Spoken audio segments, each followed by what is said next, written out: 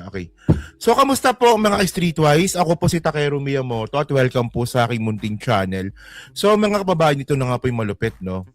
Kitang-kita na po natin kung ano kung klase na senador itong si Pia Cayetano naman. Ano yung isa sa mga ginagawa ng mga DDS na ginagamit nila panlaban sa mga kaawin nila sa politika?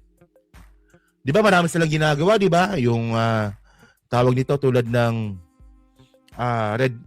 red tagging, drug tagging, di ba? Yung tatawaging buntes, kahit di naman buntes. Ngayon mga kababayan, no, si Pia Cayetano, mayroon talagang ugaling DDS. Ano yon? Gumagamit po si Pia Cayetano ng splice na video. Utang ina mo. Marami nagsasabi sa akin na, Takeru, huwag ka na magmura, pero sa ginawa po ni Pia Cayetano, nakakaputang ina naman talaga. Isipin nyo yan mga kababayan, senadora ka. Gagamit ka ng splice video. No? Ano yan? Parang wala nang kahihiyan. Alam nyo kasi mga kababayan, sa mundo po natin dito sa Pilipinas, sa mundo po ng social media, pag kayo gumamit ng splice video, mabubuking po kayo. Alam mo nang mabubuking ka, ginawa mo pa rin. Yan ang pangit sa'yo, Pia Cayetano eh. Ang pangit na nga ng balat mo, kahit na pinabelo mo pa yan, ang pangit pa ng ginagawa mo. Gumagamit ka ng splice na video. Ano, para lokohin yung mga tao? Ayan tayo eh.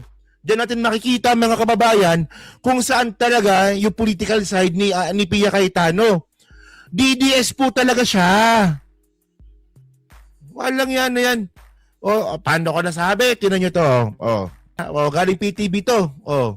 Sabi dito, umapila si House Trial Spokesperson at Impeachment Advisor Robert H. Barbers kina Senator Judges Pia Cayetano at Alan Peter Cayetano na linawin ang tunay na nangyari sa oral arguments at itama ang kumakalat na umano spliced o manipulated video no sa impeachment trial. Ayon kay Barbers, mahalagang makita ng publiko ang buong konteksto ng pagdinig upang hindi mabiktima ng fake news at disinformation.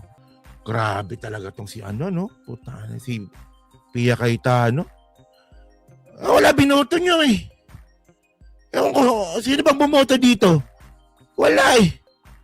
Well, by the way, kasama po siya sa alyansa. Kaya binoto ng iba. Diba? Kaya ako, di ko binoto yan. Kahit siya po ay parte ng alyansa, hindi ko binoto yan. Alam kong ano eh. Alam kong bugok eh. Bugok! O sabi dito, binigyan diin ni Barbers na ang impeachment proceedings ay mas mahalaga kaysa sinumang individual at dapat itong husgahan batay sa kompletong record ng paglilitis, hindi sa mga putol-putol na video na kumakalat sa social media. Di ba? So para mas malinaw, ito po yung video ni Barbers. We would also like to ask Senator Judge Pia Cayetano and Senator Judge Alan Cayetano to simply tell the Filipino people, especially those that have seen this spliced video, kung ano yung katotohanan. Dahil nandoon po naman sila sa nung araw na yon, nung habang nagkakaroon ng oral arguments. At alam po nila, dinig nila kung ano yung katotohanan na taliwas o hindi kapareha ng video na kumakalat sa ngayon. So I do hope in the spirit of fairness that the Senator Judge showing their impartiality, sana mabago at makorek po itong videong ito. So napanood nyo na ba yung video? We would also like to ask Napanood nyo na ba yung video na ginawa ni Pia Cayetano? So ito yun, no? Pakita ko sa inyo. So ito po yung video ni Pia Cayetano na in-displace niya po yung sinabi ni Chel Diokno. So tinan nyo ang lupit talaga, nagbabaka sakali lang. Walang mga ebidensya pero nag-aakusa na. Tinan nyo parang baliktad ata, no? Putangan na talaga nito, no? Senator Judge ka tapos ganyan yung post mo? Di ba dapat, bilang Senator Judge, di ba dapat tahimik tayo? Hindi natin pinapakita kung ano yung paniniwala natin sa kaso ni Sara. Pero dito kitang-kita na nga po, no, na talaga hindi talaga naintindihan ni Pia Cayetano, no, yung pinaglalaban nga po ng prosecution. Impartial, tama, impartial. O, tingnan nyo na, para maganda, tingnan nyo to. Ito yung video ni ni Pia Cayetano Grabe mga kababayan nito talagang obvious na obvious po talaga mga ka-streetwise, no, na itong si Pia Cayetano, no, pinapakita niya po talaga na siya po ay pabor kay Sara. Kasi in the first place mga kababayan, no, kung kayo po talagang walang kinakampihan dito at impartial kayo, dapat din yung ginagawa yung ganyang pag-splice ng video na pabor kay Sara. Kasi ang malinaw dito mga kababayan, no, yung ginawa nga po ni Pia Cayetano na pag-splice ng video, pabor kay Sara Duterte. Tignan nyo ito. Ito na, nakuha ko na yung video. Lang, baka may makuha tayo dito. So anong makukuha natin if we grant all the subpoenas you're requesting? The evidentiary facts, Your Honor, that we're not yet, hindi pa nakita ng House. So nagbabaka sakali din. O diba nakita nyo, diba? Putol-putol. Pansin nyo, diba? Spliced Hindi po. You still don't know what you see. We are basing the request. Alam niyo mga kababayan, okay lang yung splice. Okay lang yung splice. Kung hindi mo babaguhin yung context ng video, kasi ako ginagawa ko rin minsan yan Kunwari, merong isang video na sobrang haba nung post na kunwari, mga kababayan, so andito po tayo para po sa isang pangyayari. Yung mga ganun mahaba, pinuputol ko talaga yon, di ba? Pero ito iba to Pinutol niya para yung konteksto na sinasabi po ni Chel Jokno mag-iba. Na para palabasin nga po na totoo yung sinasabi po ni Sara na fishing expedition. Alam niyo sobrang kapal ng mukha nito kasi tingnan niyo mga kababayan, no. Kapag sabi ko nga kanina, pag tayo po gumamit ng splice video, pag yan ang trending po yan, malalaman po splice video po yan. Di ba sa mundo ng internet, ang dali na makita yan. Pero sa sobrang tanga po ni Pia Cayetano, ginawa niya rin po yan. No, for ipakita po talaga. No, ang tanong kasi dito, anong rason ba't niya ginawa to? Anong rason? Ba't niya ginawa yan? Anong rason? Di ba? Para lokohin yung mga para lokohin yung mga manonood. Ganun lang yun For the bank records on the evidence and information provided by the Anti-Money Laundering Council, which appears to show that there were billions of pesos that went through the accounts. Okay, so the anti-money laundering does not deal with income, they deal with flow. So pag sinabing billion, that doesn't mean that a certain official has billions in their account. So meaning if I have =1 million deposit on January 1, and then on January 5, I take it out and put it in time deposit for 1 month, and 1 month later it comes out, hindi na 1 million yon. 1 million in, 1 million out, 1 million in the time deposit, paglabas 4 million na yon. So hindi evidentiary yung speculation sa ikot ng pera, meaning all I have to do is find someone with a bank account and give them a long enough period, and I will say that they have hundreds of millions or billions. Precisely, Your Honor, that is why we want. Splice So paano mo sasagutin to? Alam nyo, no, itong dalawang Cayetano, sa totoo lang, pinapabayan din kasi ni Cheese No, pinapabayan ni Cheese na, ito in the first place, no, pinapabayan ni Cheese na ubusin yung oras, pinapabayan ni Cheese na magsalita ng wala kakwenta-kwentang mga bagay. Alam niyo mga ka-streetways, no, kung hindi po ito pinapansin ni Cheese at pinapabayan to ni Cheese Escudero, siguro naman po, no, merong karapatan yung ibang mga senador para setahin na po itong ginagawa ng dalawang magkapatid po na to. Pasira talaga. So, ngayon, ang tanong ngayon dito, ano ba talagang nangyari? So, ito po yung video ni Chel Jokno. Yan, may copy tayo niyan. Ito. That all of us here want... Wait lang ha. Oh, bago ko i-play itong video na to, ang pinapalabas po sa video ni Pia Cayetano, totoo yung fishing expedition at walang ebidensya, no, yung prosecution sa impeachment nga po ni Sara. Ayan ang pinapalabas dun sa splice video. Pero ito po yung totoo nangyari. 4 minutes lang to, medyo mahaba na ng konti. Sige.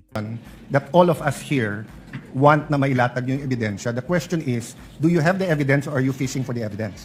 And that's a question not only for you, but for every single impeachment process, not only the umabot dito, because myself, Senator Subiri, Senator Cheese Escudero, then later on Senator Villanueva, has been in the House many times during impeachments of presidents and chief justices. No? But the reason I ask between evidence and proof is because if you have the evidence, you want the opportunity, diba, to bring it here, show the relevancy, connect it to the crime, we admit it so that if it's true, then we can convict. the opposite sides na will either question, hindi admissible yan, or admissible, pero walang relationship yan, etc. No? So, what I'm saying is that Parang napakawalang kwenta na sinasabi talaga ni Cayetano, no? Siyempre, obvious yun eh. Obvious yun eh. Kapag may ebidensya, magkukonvict. Puta ka talaga. Pinapahaba lang yung proseso. if you're going to prove your case with no evidence except that if you get all of that, then magiging arbitrary yung House of Representatives sinong gusto nilang impeach, because almost any public official who's been there for a long time, you will see discrepancies in their SALN because unang-una iba yung acquisition cost at iba yung current value at iba din yung deadline ng December 31, no? Which after this I'll ask the defense to answer, then I'll go into the AMLA, which is different from bank accounts, no? So if you're coming to the court with evidence already, but kinukuha mo yung subpoena na yan, di ba, to further prove your point, I don't think there'll be a question there. As Attorney Powa said kanina na kung yung BRR Wala, parang napaka irrelevant, no? Irrelevant, paulit-ulit. Basic, actually basic eh. Yung mga wordings niya lang kasi medyo malalim. Pero kung titinan mo yung ibig niya sabihin, basic. Basic. No, parang dito, parang pinapakita niya lang dito na kayong prosecution, anong klaseng proseso ba ginawa ninyo para umabot tayo dito sa impeachment trial? No, anong klaseng ebidensya ba merong hawak kayo? Ano yung proseso ninyo? Ganun lang naman ka-basic eh. Oh. At malinaw mga kababayan, no, na the way na kung paano magsalita si Cayetano, hindi po siya nagiging judge. Lawyering ang tawag nga dito, di ba? Lawyering, pabor kay Sara. Oh, tinan niyo to. Sige. na yan, alam natin yung laman. And dapat gamitin dito. They inallege nyo na. Pero kung hindi alam yung laman, are we fishing there if there's a tax evasion or wala? I don't know the answer. I'm asking you the question. You can answer it in any way you're comfortable in answering. Fishing expedition na naman to. Alam niyo mga kababayan, alam niyo ibig sabihin ng fishing expedition? Ito bigyan natin ng isang malinaw to, no? Hindi naman ako abogado, pero naintindihan ko yung fishing expedition. Oh, fishing, for example, mga kababayan, no? Oh, example. Kayo po tawag nito, kayo po naakusahan na nagnakaw ng pera. Ganon, di ba? So ngayon, syempre, ididemanda kayo. Ano, kunwari, si Nimbus Cloud, nagnakaw ng pera, kinasuhan kayo. Ngayon, hingi kayo ngayon ng, yung nag-akusa sa inyo, hingi ng search warrant sa bahay ninyo. Yan. So ngayon, may search warrant siya para hanapin yung perang nawawala. Ngayon, ang dapat na hanapin lang dapat doon, yung perang nawawala. Ganun po yun. Pero kapag punta doon sa bahay ninyo, may nakitang shabu, hindi kasama, hindi counted yun. Kasi ang hawak nyo lang po, pera. Maghanap ng perang nawawala. Kung may nakita kayo ng Armalite, di ba? Ano yan, illegal possession of firearms, wala rin kayo pakialam dyan. Kasi ang hinahanap ninyo, pera. O, tinuro sa akin yan ng abogado, kayong dyan, Explain sa akin ng abogado yun. Kung ano ibig sabihin ng fishing expedition.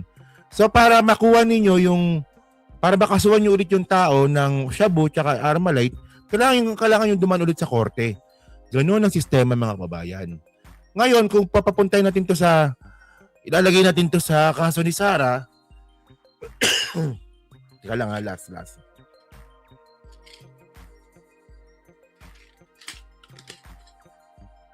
Ang sinasabi po nila, hindi nyo pwedeng buksan yung salin ni Sara o hindi nyo pwedeng buksan yung BIR ni Sara para maghanap ng kung ano-ano. Ganon. Ganon po yung ganon po yung depensa ni Sara sa fishing expedition. No, hindi nyo pwedeng buksan yung salin o tsaka yung BIR ni Sara para maghanap ng kung ano-ano dyan. Dapat kung ano lang yung gusto nyo hanapin, yun lang ang makikita ninyo.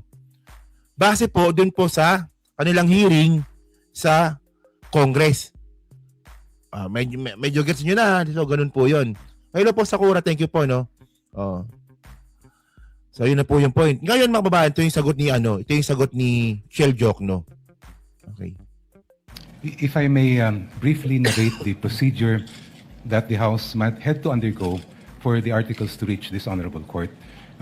When the complaints were filed before the House of Representatives, the Committee on Justice was tasked not with conducting a trial, not with ferreting out all the evidence, but simply determining whether there was probable cause to proceed with the case. So hindi po namin hinanap yung kabuuan ng ebidensya dahil hindi po namin tungkulin yon. Tama. When we made a determination that there was sufficient probable cause to proceed with that case, then that is what we submitted in terms of the articles of impeachment that reached this honorable court. Ngayon, Ito patuloy ko lang naalala nyo, di ba? Yung sinasabi po ng mga pro-Sara nun, nung nasa Congress pa lang po yung impeachment, sabi nila bawal ang trial. O nga, di ba, bawal ang trial, di ba, Alan Peter Cayetano? Bakit ang tatanong ka ng ebidensya? Di ba? Bawal ang trial dun po sa Committee on Justice sa Congress. Bakit ka naghahanap ng ebidensya ngayon? Ngayon ang ebidensya, hahanapin dyan mismo sa trial. Alam nyo mga kababayan, ako bumibilib po ako kay Cheljok, no? Sa totoo lang.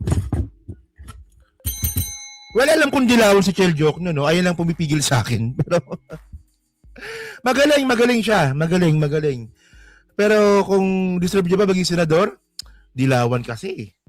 Kaya malay natin, dintinan natin. Pero by the way, continue natin. Ito po yung video po na puputol-putol nga po ni Pia Cayetano. Ito yun. Siyempre po, just like a preliminary investigation conducted by a prosecutor, ang hawak lang po niyang ebidensya, ang titingnan lang po niya ay kung merong probable cause. Not all the evidence yet is before that prosecutor because wala pa pong trial. The presentation of evidence, even the subpoena or compulsion to present evidence will only happen when the trial takes place. And yung tinutukoy po ninyong fishing expedition, yun ay maaring sabihin natin nangyari kung only if the party requesting the evidence or documents ay nagbabaka sakali lang. Baka may makuha tayo dito. In our case, I have to disagree that there was any sort of fishing expedition because based on what the Committee on Justice and later the plenary of the House found was sufficient, there was enough cause to proceed with the I'll case. go to probable cause, but yung sinabi mo, baka sakaling may makukuha dito. O yan na, nililito niya na. Yan na. Yan na si Cayetano, gago talaga to. So ito na po yung part kung saan na nga po ito ni-splice ni Pia Cayetano na para i-post niya. Bastos no? Bastos. Ang ganda ng paliwanag po ni Cheljok, no? Pero ang ginawa ni Pia Cayetano, in-splice niya yung video.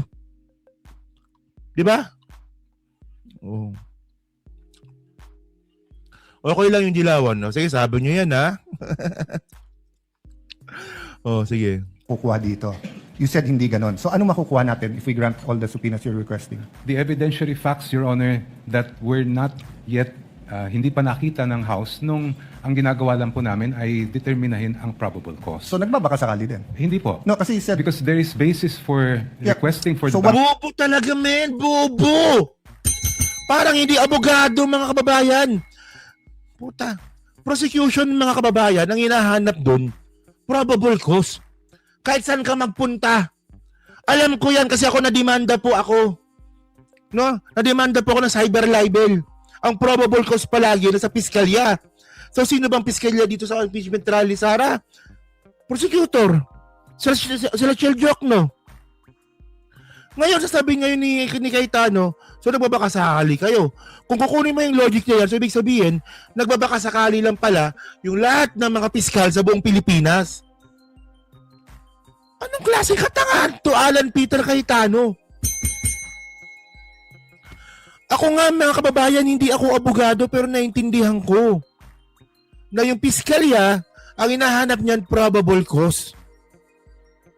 No, at ngayon ang probable cause na yan, ayan na po ang magiging basihan, no, para po mademanda at umakyat sa korte. Doon na po magpapakita ng ebidensya.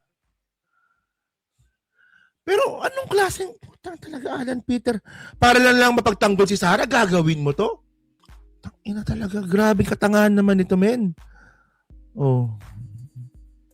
to proceed with the I'll case. go to probable cause, but yung sinabi mo, baka sakaling may makukuha dito.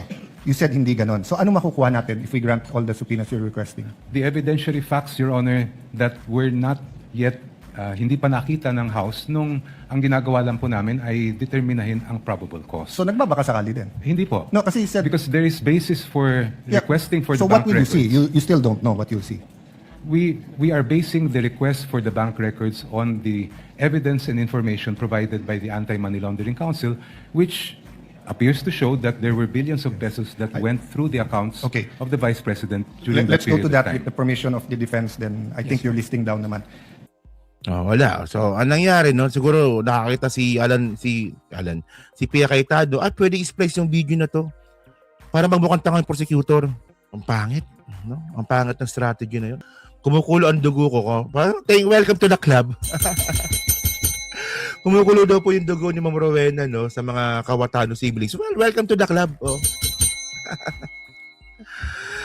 So yun mga kababayan, no? So kayo po, ano naman sabi nyo nga po dito, no, sa fishing expedition na sinasabi nga ni Alan Peter Cayetano na pinipilit nga po, no, na wala daw ebidensya laban kay Sara. Grabe, no? Senator Judges tapos ganyan yung line of questioning. Di ba? Wala.